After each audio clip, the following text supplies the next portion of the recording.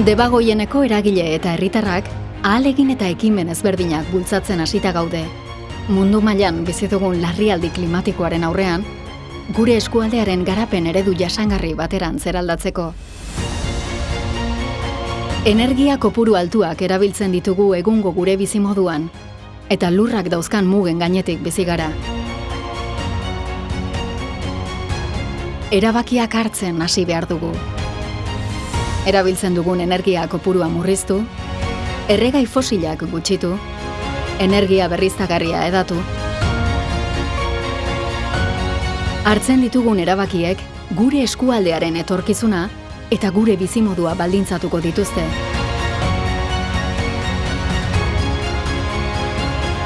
Beraz, norabide aldaketa bat bai, baina zein norantzatan? Asko eta asko gara, handik eta hemendik, azken urteetan honetan lanean ari garenak. Debagoienean, erronkei heldu eta etorkizuneko urratsak argitzen hasteko autua egin genuen. 2023an, eskualde mailako hausnarketa bat abiatzea erabaki genuen hainbat eragilek, eta energia transizioa nola bideratu adosteko taldea osatu. Eskualde mailan norabide bateratu bat adosteko beharra ikusten dugu. Arlo ezberdinetako eragileen partaidetzan oinarrituta, eta herritarren ahotsa ere entzun da.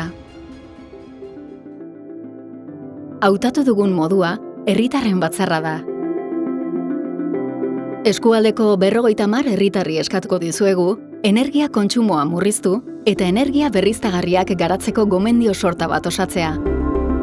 Baina hau, nola?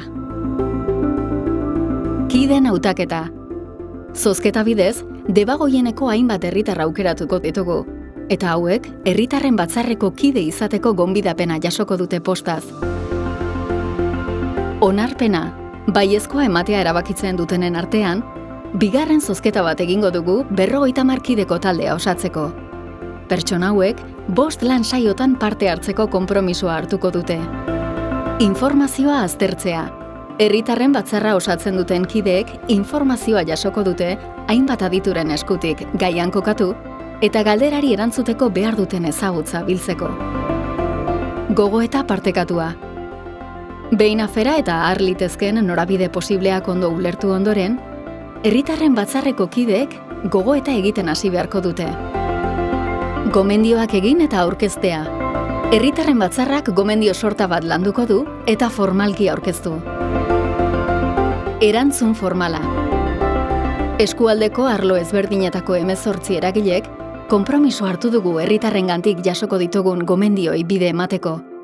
Horretarako, hauek elkarrekin sakon aztertu eta horiei erantzuteko soluzioak adostasunetik eraikitzeko prozesua egingo dugu.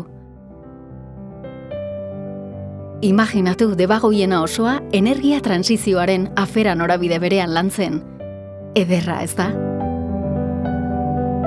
Argitzen. Energia transizioaren norabidea adosten.